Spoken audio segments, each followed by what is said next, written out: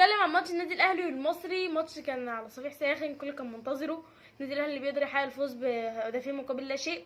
اول هدف كان ليحيى توت الله من من فاول، كرة رائعة جدا. دايما لو لاحظت اهداف اسامه ابو علي اللي بتبقى من كور برضو فاولات، بتبقى بيعتمدوا على حاجه، ما بيلعبوا الكوره وبيبقى فيها في حته ما بينطش، ساعتها بقى الكوره بتلف من فوق دماغه. يعني لو لاحظت في جون يحيى توت الله، لو اللاعب كان نط كانتش الكوره دخلت. فدايما هتلاقي ان الجون الشوطه كانت حلوه، بس اللي كان واقف في الحته فخر الدين بن يوسف كسل ينط، فبرضه عليه خطا. كرة رائعة جدا. بعد كده بنشوف بقى ضغط مستمر، المصري بيروح الاهلي بيروح. شفنا النادي المصري في اخر دقايق بيتقدم بكل الخطوط بتاعته. جت كوره قبل كده، جت كوره حسين شحات ضيعها بطريقه غريبه جدا، كانت 2-1 بس قدر واحد يرجع ويغطي ويقطع. بعد كده بنشوف كرة امام عاشور اللي راح 2 على الحارس، راح وبدل ما يأنن فيها اللعب لمحمود مجدي قفشه اللي حطها في الجون، والاهلي بينتهي الماتش بنتيجه 2-0. الحمد لله الموضوع الاهلي مع الجماهير هدي شويه، وشفنا اللعيبه بتروح تحيي الجماهير، علشان ما كانش ينفع الموضوع ده يستمر كتير، لان لو انت استمريت في معاداه الجماهير بتاعتك محدش هينصرك. لما حد يطلع ينتقدك مش هتلاقي حد يصد قدامك، فاهم؟ فالحمد لله ان الموضوع ما طولش. كابتن علي ماهر عمل ماتش حلو جدا ده بالنادي الاهلي. كده عندك اول الايجيبشن ليج غير يا جدعان، احنا عندنا اول 5 فرق متعادلين في النقاط. النادي الاهلي بس اللي متبقي له ماتش، ونشوف هل هو هيتعادل هيخسر يكسب.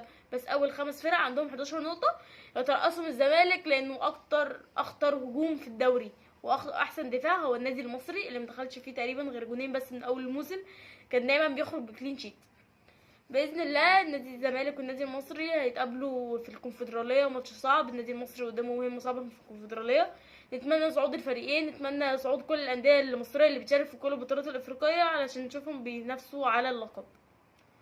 نتمنى توفيق للنادي الاهلي في الماتشات الجايه. النادي الاهلي كان بدأ ياخد يبدأ بيشد في مستوى واحده واحده. شفنا النهارده اشرف داري بيشارك اساسي الماتش التاني على التوالي. اشرف داري جت فتره كبيره جدا ما بيشاركش من اول ما جه، بس خد الفرصه. بس انا عندي سؤال، انت كان ربيعه عندك اساسي، انت جبت اشرف داري حطيته على ربيعه ركبته عليه بدون حتى فاهم؟ اللي هو انا اعرف ان لما انت بتلاعب المدافع اللي عندك على الدكه بيبقى لسبب سببين، يا ماتش ودي يا ماتش مش مهم، اللي هو في حاله واحده.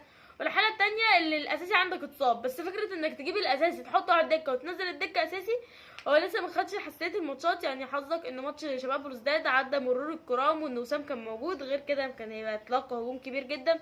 وحظ النادي الاهلي ان النادي المصري ما كانش فايق تهديفين خالص. النادي المصري كان يفتقد اللمسه الاخيره جدا في 18 النادي الاهلي. ويا ريت الشناوي يبطل اللحظات الهفوات كده اللي بتعدي عليه، عشان بجد حاجات كتير عدت عليه بس النادي المصري ما قدرش يستغلها. بس كده هبقى لكم في الفيديو الجاي.